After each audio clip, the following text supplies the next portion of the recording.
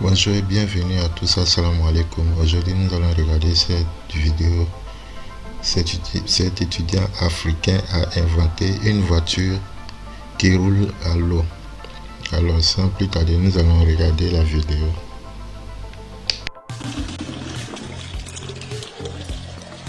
Yeah, it's fine. Is that hapati? Yeah.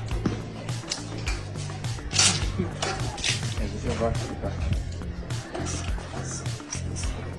Okay.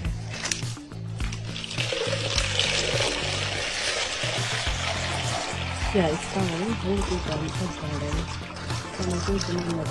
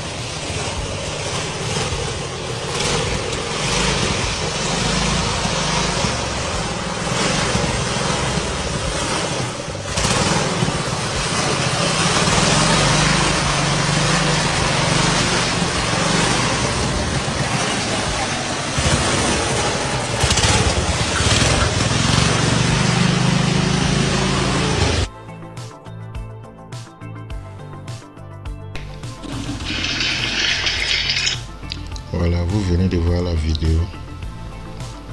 Alors je sais pas pourquoi les gens font ce genre de trucs. Je vois ça beaucoup apparemment sur les réseaux sociaux. Ce qui est complètement faux.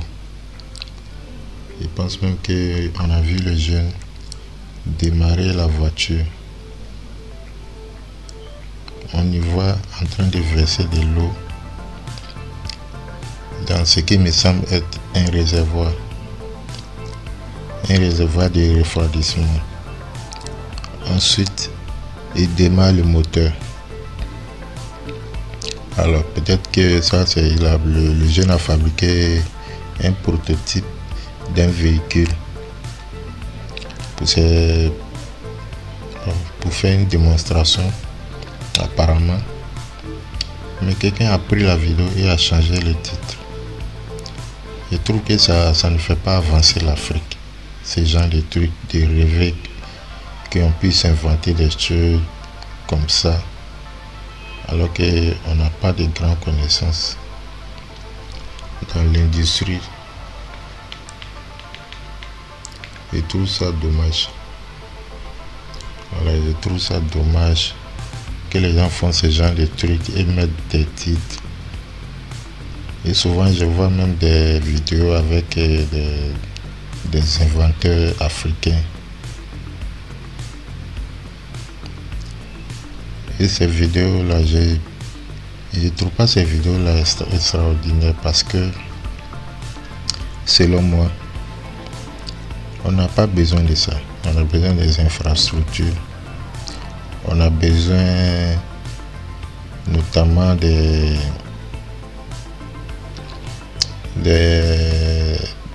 lois de connexion entre certains États pour faciliter l'acheminement de certaines ressources naturelles de n'importe où en Afrique et pour faciliter un peu les mouvements des marchandises en Afrique, des ressources, que ce soit au Congo, des ressources qui se trouvent au Niger, au Mali, en Côte d'Ivoire, au Cameroun, qu'une personne qui se trouve par exemple au Burkina Faso a besoin du cobalt comme ça, qui se trouve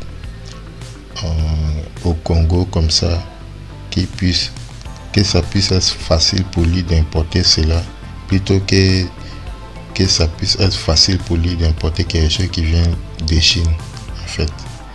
Vous avez beaucoup d'importateurs qui sont en Chine. Il y a déjà des réseaux bien définis qui sont là. Les routes maritimes, ces grandes entreprises chinoises qui ont des bateaux qui vont vous livrer des produits finis. Alors que si nous, on veut prendre nos ressources naturelles pour fabriquer des objets, nous allons besoin des infrastructures, des ports, des accords entre nos États, nos différents États. Parce qu'à la fin, c'est pour l'intérêt stratégique de l'Afrique.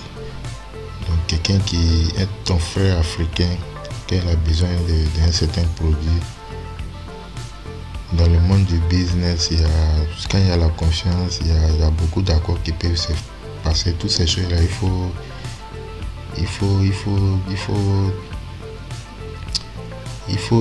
faut penser à ça et puis mettre des accords, prendre des garanties entre les gouvernements. Quand ils vont faciliter tout ceci, les choses seront plus faciles. Parce qu'on est dans un monde industrialisé. On fabrique des choses à la chaîne. Ce n'est pas une question de fabriquer des prototypes, mais des modèles économiques. C'est ça qui est important. Ce n'est pas fabriquer un prototype qui peut même pas bien marcher. On n'a pas besoin de ça. On a besoin par exemple, en Guinée, ils sont grands importateurs de fer.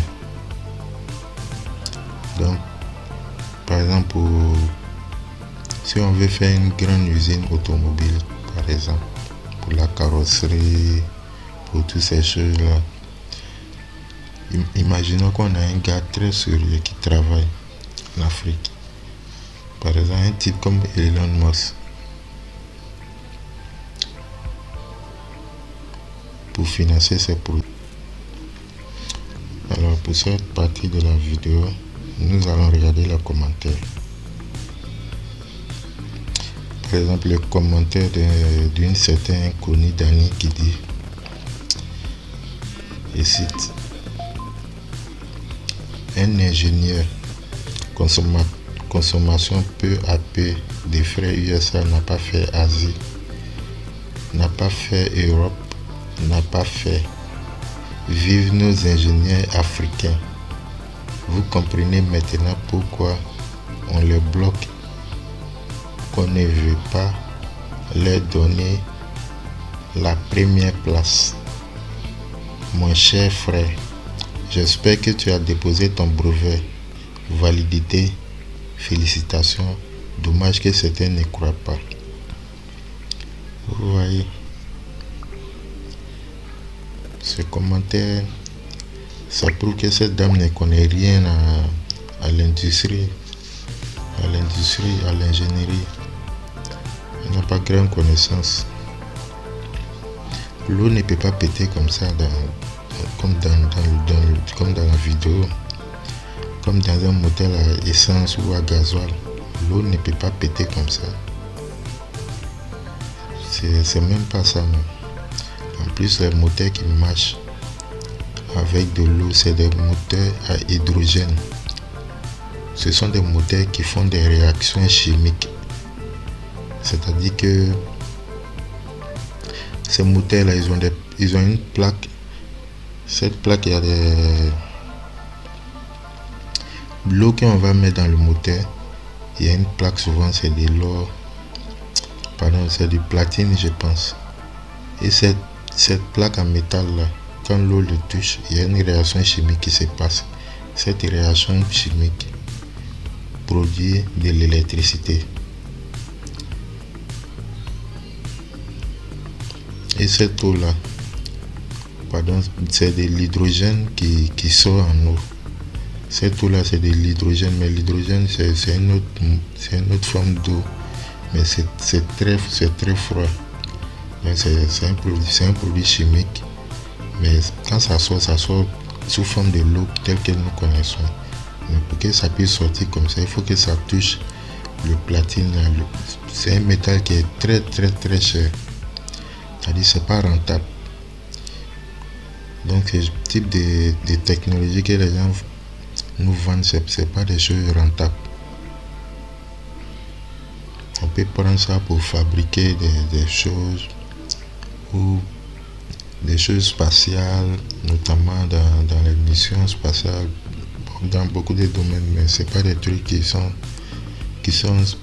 rentables pour monsieur et madame tout le monde qui veulent avoir un bon petit véhicule fiable qui va les mener à leur lieu de travail, à la maison, qui peut les amener en vacances, qui va les envoyer dans les petites stations-service, dans les restaurants. Monsieur et madame, tout le monde a besoin de ces gens de vie. On n'a pas besoin d'un truc bizarre à hydrogène qui coûte un bras, qui coûte très cher. Déjà, c'est mort. Ouais. C'est ce que les gens ne comprennent pas, surtout nos frères africains. Ce qu'ils ne comprennent pas.